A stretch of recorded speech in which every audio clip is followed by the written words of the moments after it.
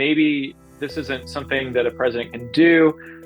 It would seem to me, because the president's pardon powers are so broad and the issue of preemptive pardons hasn't been broached yet, that the ball ultimately sits in Congress's corner of, like, what do they want to do? Do they want to rein in the president's pardon abilities? We haven't really seen anything like that. Welcome to Deep Dive. Here at the Washington Examiner, we dig deep into what's happening behind the scenes in the nation's capital. And this week we have someone who's in the trenches to give us clear insight. Kaelan, Deese, the Justice Department reporter at the Washington Examiner, has been following the autopen investigation on the former President Biden administration. This comes after Biden's White House chief of staff just testified before the House Oversight Committee. For more, we turn to Kaelan.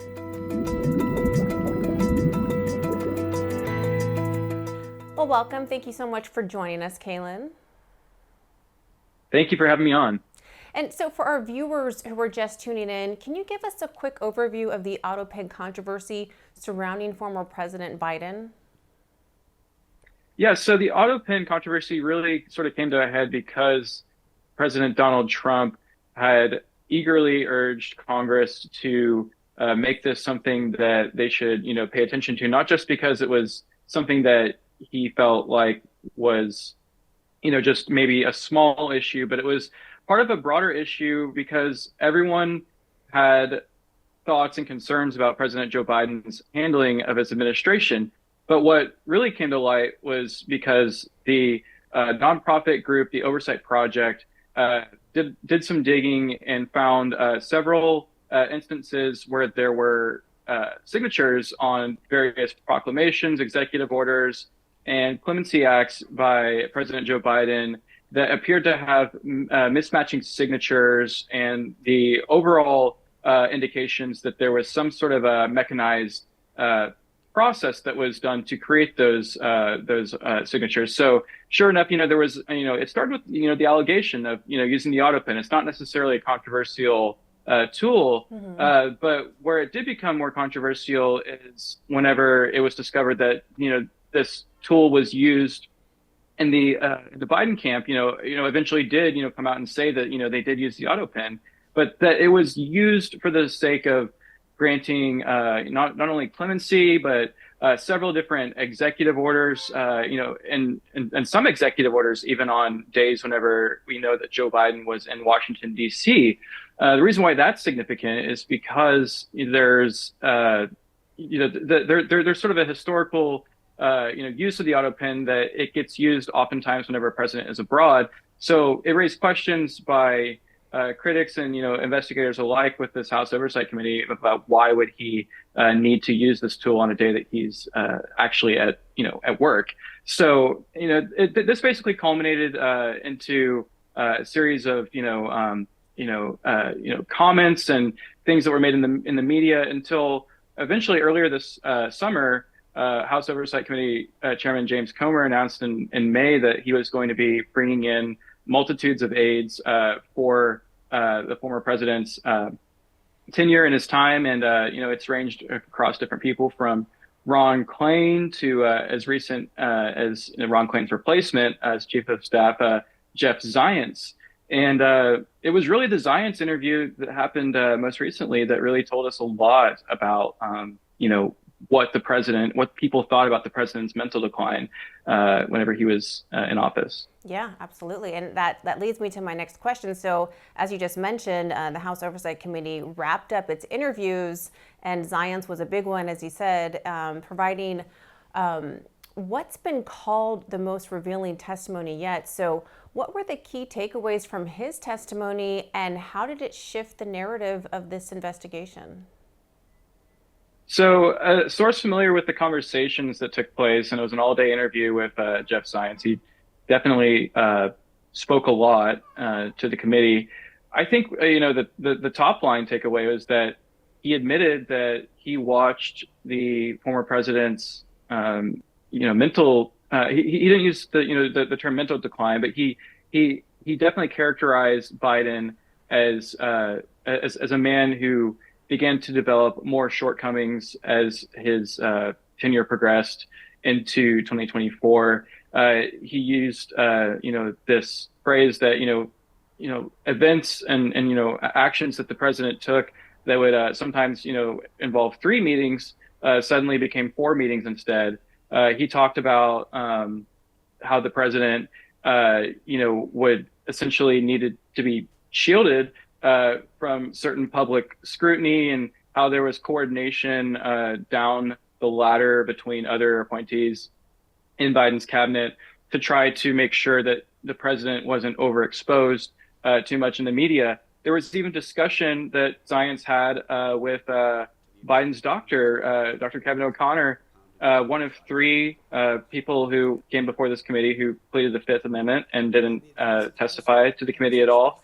Zients said that he had made a recommendation after the disastrous debate performance with President Donald Trump and candidate that Biden, go through a medical evaluation, and part of that medical evaluation be a cognitive assessment, and that was something that it was relayed from Zients to the effect that O'Connor would take that under advisement, and that just kind of creates sort of a wrinkle of frustration with the overall project that is this investigation, because O'Connor's testimony would have been perhaps some of the most important that we could have gotten on the actual cognitive element of this grander, autopen cognitive sort of dual investigation.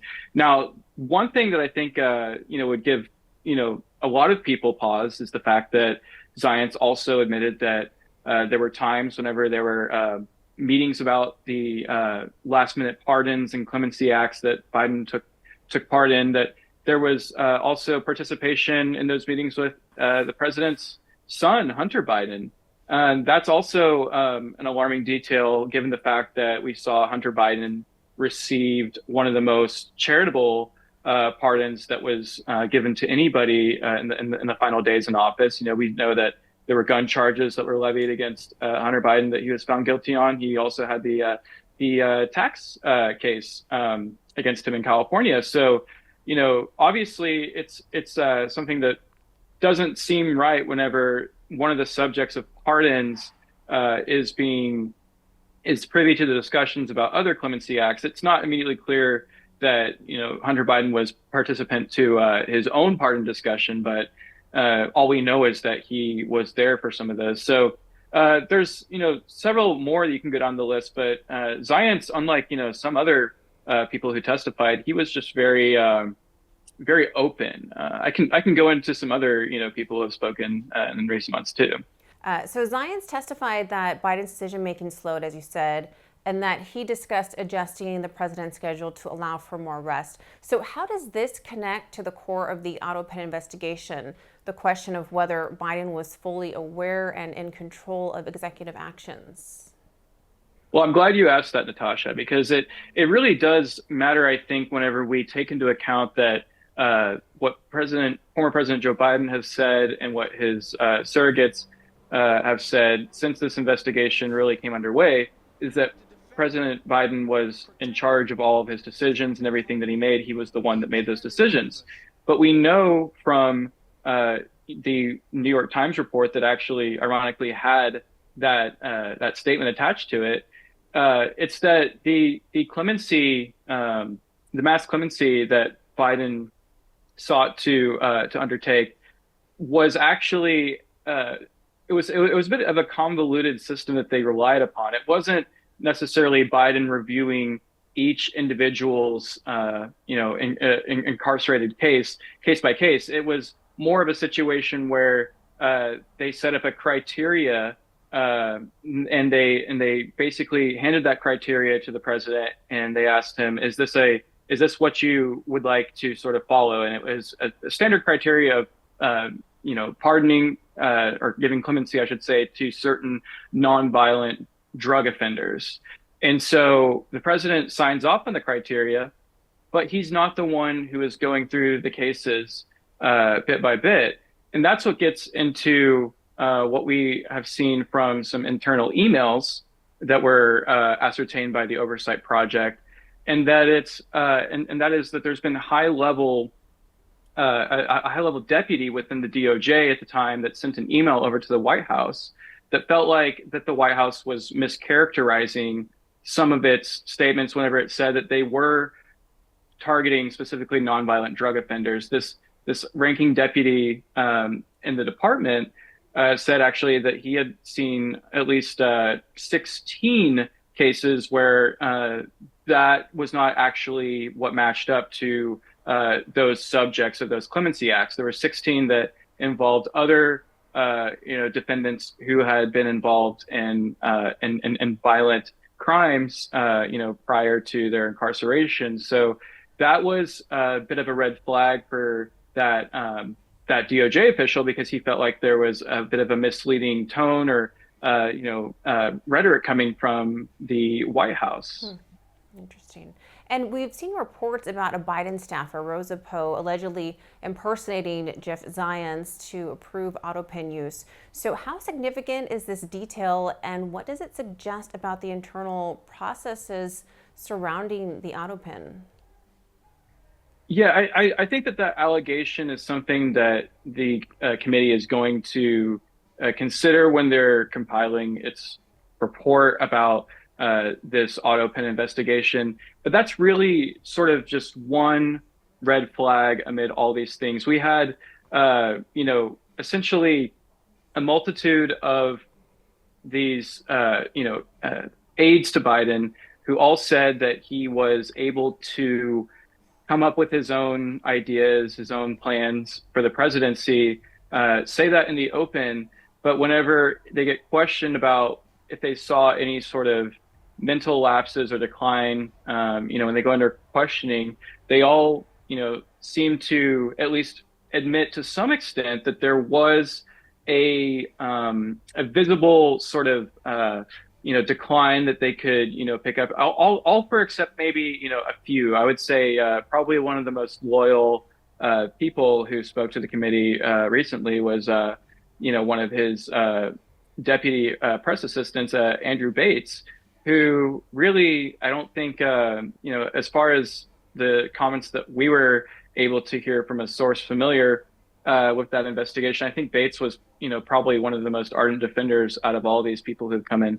But I think that these little inconsistencies are going to be things that are charted as part of the Oversight Committee's investigation report when they come out with that, because those are the areas that I think are going to be able to provide the most information that the public can, take those inconsistencies, read about them, and come up with their own conclusion about this. Yeah. My own concerns about this oversight investigation is that there's going to be a lot of things that don't sound right, that don't seem like how things should be operated under a typical presidency, and that's part in due to the fact because Biden didn't operate typically how some other presidents command from top down. He did have a lot of internal help with his cabinet members. There's also the part of this that that's true, is that presidents are allowed to use the autopen. There's nothing in there's nothing that the DOJ has said otherwise, that using the autopen is somehow illegal. But the question really is whether there was any moments where they were using it, and did they have proper consent, or did Biden properly assent to using the autopen? I think that's where they're going to have the most difficulty proving this, because it's going to have to require some sort of dedicated paper trail that shows person A speaks to person B that they want to have something done, have like a clemency order, but that would require person A to admit that they actually didn't speak to the president before that. So I think that that's really where it's going to come down to some difficulty in proving it. But I do think that based off of what we've seen so far, it's not going to paint a pretty picture whatsoever about the overall perception of Biden, and what has, what many people have thought for a long time is that he didn't have full control over the presidency, let alone some of his own faculties, running off stage at the wrong direction, or taking, extensive notes and having to rely on them during questioning and answering. I mean, I think that those elements were the things that spurred this from the outset. That'll be really important to see, like, what is this report actually going to get to? Is it just going to make assertions about what they've picked up, or is it going to make allegations and perhaps even try to unwind potentially some acts that the president had made in his final days in office? And so you've been following this story closely. What have been some of the biggest challenges in getting information and sources to speak on the record? Yeah, I think that, one of the interesting parts of this is that it felt like in the beginning it was difficult to really get the Biden camp, the Biden wing of things, you could say, the office of the former president, to come out and, really speak much about this. But, part of it really is, being persistent and, trying to get as much information as you can, because for any of these people, former aides that are going in to testify before the committee, a lot of them want to get their statements out there. Almost none of them have given any public comment in the hallways, but occasionally, with the right amount of urgence and reaching out to that office, you can get some of these some of these subjects, I should say, of the investigation to provide you a statement before they go in or during the process.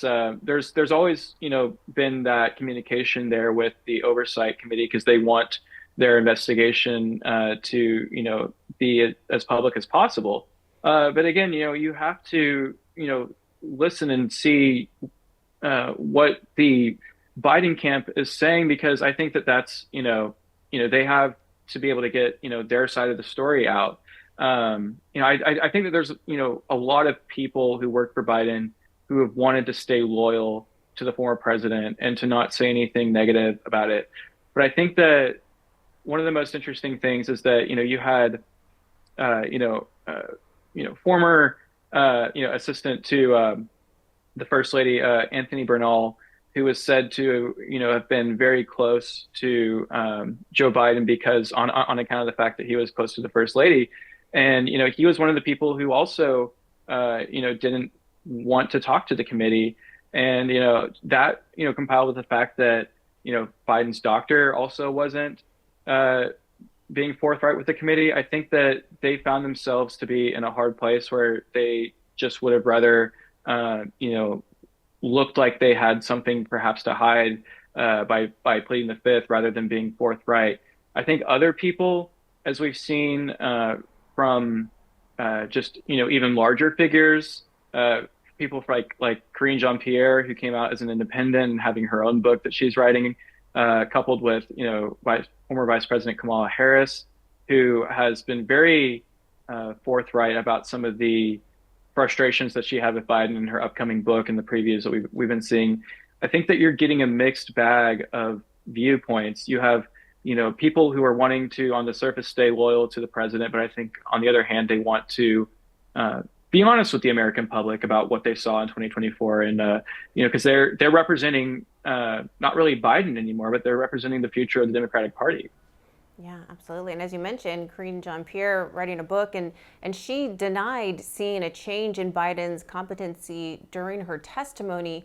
So how does that square with, what other witnesses like Zients have said? And how do you as a reporter reconcile those conflicting accounts? Yeah, I think that each account has to be taken, as an individual account, because people are going to say, I saw something, or they saw something, and they're not going to agree on what they saw. I think that it's ultimately, the fact that we have a chief of staff that's being so forthright about some of the elements of Biden's mental decline, and but also maintaining the fact that he thinks that Joe Biden was going to be the right person to, continue the presidency, or that he was up to the job, at least right before that first debate. I think it's really something that the committee is going to be struggling with is like, how do we, take everyone's unique account and create a uh, what would you say, like a an objective picture about what happened. And I think that that's sort of, getting into the, the role of journalism. You're trying to, make sense out of so many different competing arguments, and that's really what I think that this, this, group of aides has really given the committee is a lot of, contrasting information, but overall, for the ones that have been, ultra forthright, I think that there are, I think there was, like, one thing that really stands out to me that, sort of is a similarity with the Zients is that I believe it was Annie Tomasini who had spoken about the reasoning for the former president skipping the Super Bowl interview. And that is a traditional interview that presidents normally do before the Super Bowl game. But it was around that time that the Robert Hur special counsel report had come out. And that was the report about whether there was any wrongdoing by Joe Biden whenever he had classified documents discovered at his Delaware residence. And obviously, that report had mentioned that he was a little bit afraid to bring this case before a jury because they weren't sure if they would, buy an indictment whenever Joe Biden had some apparent and obvious mental, issue or cognitive issues. And I think that the fact that Annie Tomasini said that interview before the Super Bowl was skipped because it had come around the same time that the Robert Hur report came out is also sort of a flag because it shows that they didn't think that Joe Biden would be in a good spot to defend himself. I mean, I think that that's something that if your opponent is going through a similar classified documents case Donald Trump was, that you'd want to be able to, defend yourself in public opinion. But if you're running away while your opponent is having to go and sit through pretrial hearings over that, it just seems like you're running away from the press. And we've seen that, in certain instances, like the New York, Democratic primary this year. Andrew Cuomo had a scandal back when he was governor. He decided to avoid some of the press for some of those interviews, and it didn't work out for him too well in the primary against Zoran. So I think that, that was sort of an unforced error from a political perspective to not confront those, those tough interviews. Sure. And you mentioned several former Biden officials invoked their Fifth Amendment rights. How does that impact the investigation? And do you think assumptions are being drawn from their silence? I think Republicans are definitely drawing assumptions from the silence.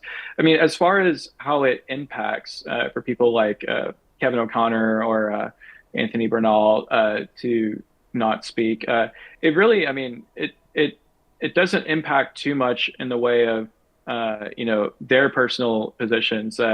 They're fine being seen as not having anything to say to this committee because outside of the interview room they can slam it as a partisan investigation, which many in Biden's camp think it is.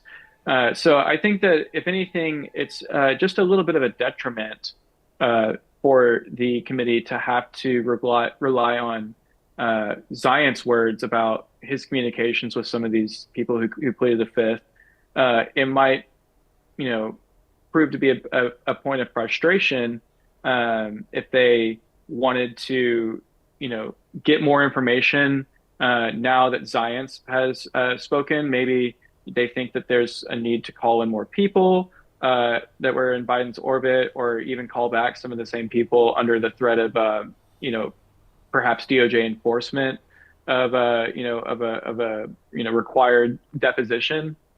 But I think that ultimately this committee is going to make the decision sometime here soon whether they want to move ahead with filing the final report, or if we could potentially see a volume 2 of characters and political figures in Biden's orbit that they want to call in for more information. Yeah, and James Comer has suggested that former Vice President Kamala Harris's testimony would be helpful. Do you think her involvement is crucial to understanding the full scope of this issue?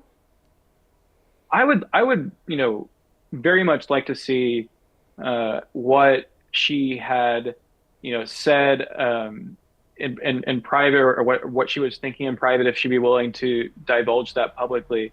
The problem is that I'm worried that, there's going to be things that are said in her book that are going to look like, her relationship with Biden was fractured from some of the clips that we've seen so far. It seems like, she didn't take too kindly to the president at the time putting on a Trump MAGA hat, and receiving a call from the president, and him, making comments supposedly from her perspective that she that he was basically, he thought he was getting badmouthed by her, something to that effect. It doesn't look like it was, a all cheery relationship between the two of them.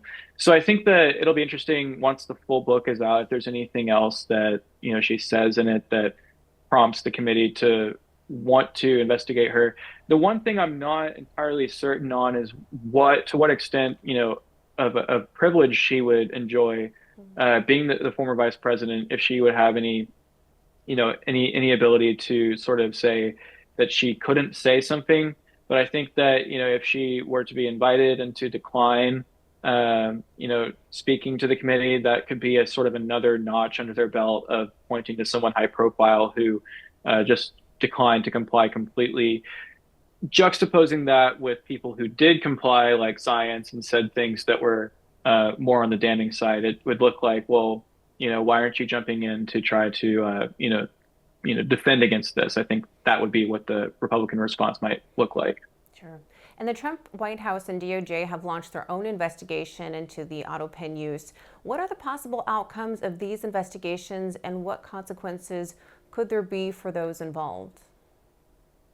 I think a lot of this has been taking place in the public eye with the Oversight Committee. I mean, we started this autopen, discussion. I shouldn't say we started, but it really quickly emerged as part of this like three-pronged, investigation. But it's become more apparent that much of the White House's participation in this has been trying to help supply the committee with perhaps presidential records that the Oversight Committee might find useful for their looking into this case. And from the DOJ side of it, I think that they are, sort of helping from a background standpoint of, if there's any subpoenas that they would like to see enforced, if there's anyone that needs that kind of treatment, they can, do that. Or, on the other hand, the DOJ is there to maybe be a liaison to any, types of emails that were submitted between the former DOJ and the White House.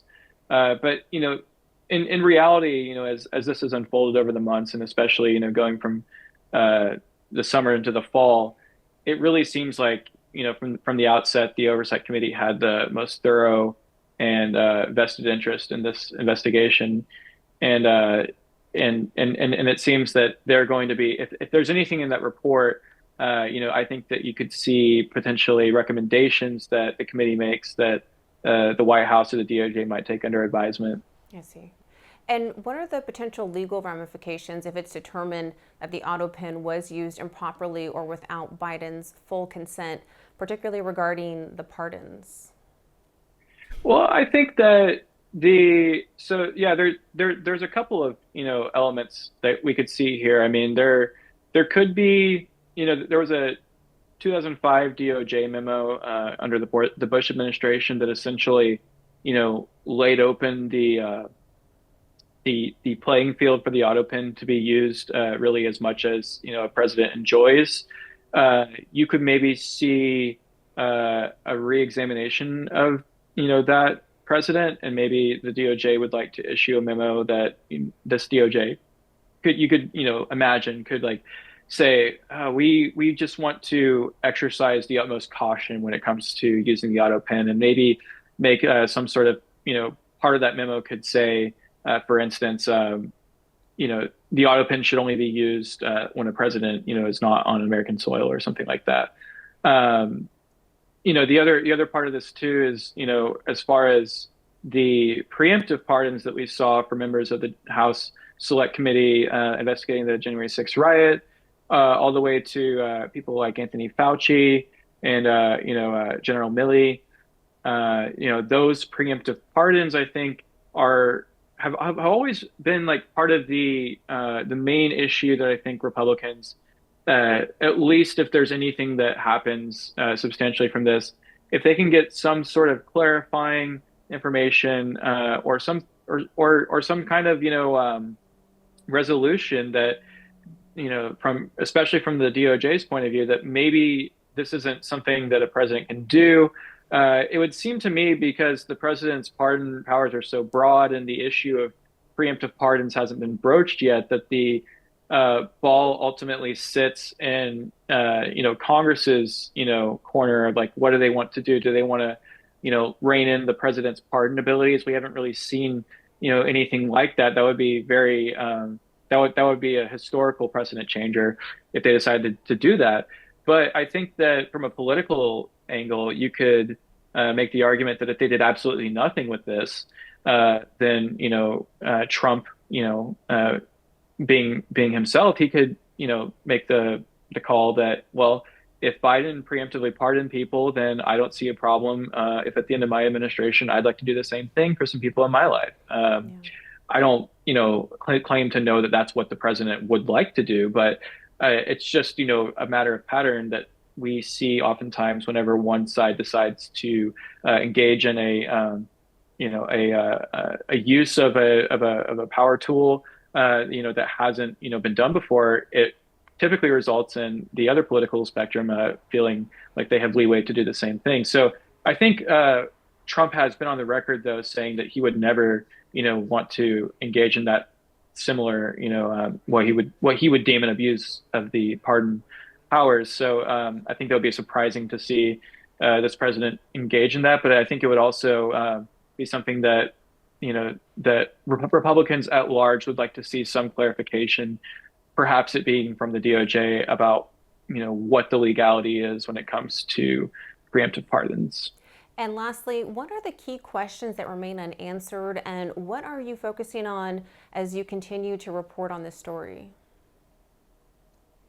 I think the main question that is still unanswered that we'd all like to know is, was there ever a moment where something happened in the Biden administration that was not, you know, at all related to anything that the president wanted to do? Was there something that, that happened?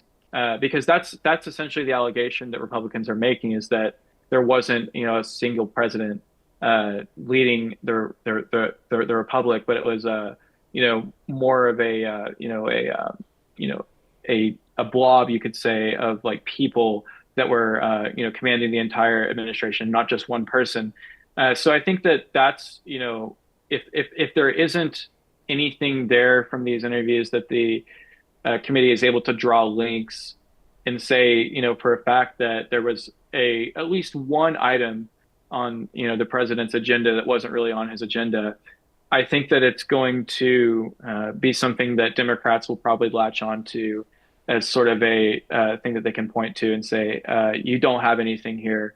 And I think that, going forward, that's what I'm really going to be, requesting a lot of the committee is, as you're compiling this report, are you seeing anything as you're, comparing and contrasting testimonies? Are there enough discrepancies that you're finding that are, pointing you all towards something that could show that there needs to be, further, digging on this, or maybe it could even show perhaps that the president, did do something, or that his, I should say, his aides did do something that he wasn't aware of. I think that's going to be, the main, course going forward next, is like, where can Republicans show their proof of work on all these claims that they've made, that the president wasn't really running the country, because it just becomes something that people just say over and over again, because it just didn't look like he was from a outside the TV perspective. It doesn't look like he's walking the right direction. doesn't look like he's really knows if he's there, type of, claims that were made about Biden. And we know that, his health has been in decline too, with that, prostate cancer announcement. So I think that all those things combined, have really made Republicans feel sure of themselves that there was something that wasn't necessarily traditional about the way that office was run. But will they be able to show something with definitive proof? I think that is going to be, a very tall bar to clear, and something that I think the press is going to be wanting to demand answers about once we get closer to this report release. Yeah, well, Kaelan, we appreciate your thorough reporting on this topic. I mean, it's interesting for both sides, and you don't always have a story like that. So thank you so much, and we look forward to your future reports as well. Thanks, Natasha. Well, thank you so much for watching Deep Dive. Please visit our website for more of these investigations, and feel free to send us your questions or story ideas. We hope to see you back here next week.